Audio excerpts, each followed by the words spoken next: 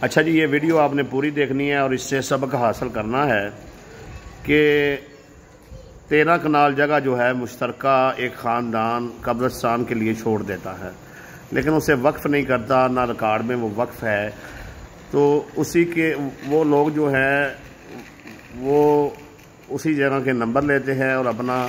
مشترکہ کھاتے سے کسی دوسرے بندے کی جگہ جو ہے وہاں سے قبضہ دے کر جگہ بیچ دیتے ہیں،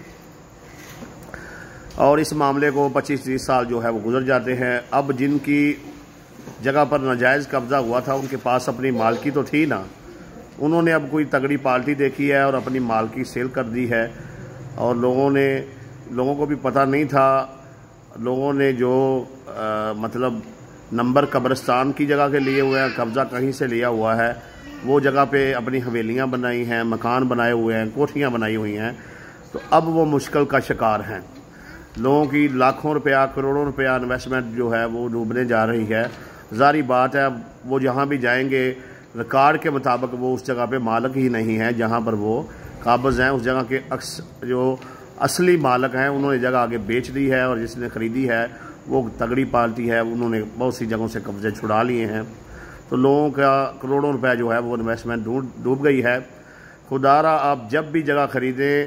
اچھی طرح سے تسلی کر لیں کہ جو جگہ آپ خرید رہے ہیں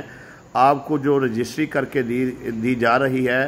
اسی جگہ کی کر کے دی جا رہی ہے، اور یہ بندہ جو آپ کو رجسٹری کر کے دے رہا ہے یہ اس کھیوٹ میں مالک ہے بھی یا نہیں ہے، اور اگر مالک ہے تو کتنے مرلے کا ہے، اور اب تک یہ کتنے سیل کر چکا ہے،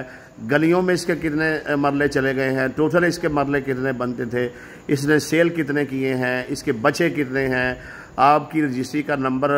کہاں پر آتا ہے، آپ کو جو رجسٹری کر کے دی گئی ہے وہ زائد بے میں تو نہیں آتی۔ یہ ساری چیزیں جو ہیں آپ نے پہلے چیک کرنی ہیں تاکہ آپ کا کوئی بھی جو ہے وہ نقصان نہ ہو جائے، اور آپ کی کروڑوں روپیہ لاگت جو ہے وہ مکان کوٹھیاں جو ہے وہ بنانے کے بعد بھی جو ہے وہ ڈوب نہ جائے۔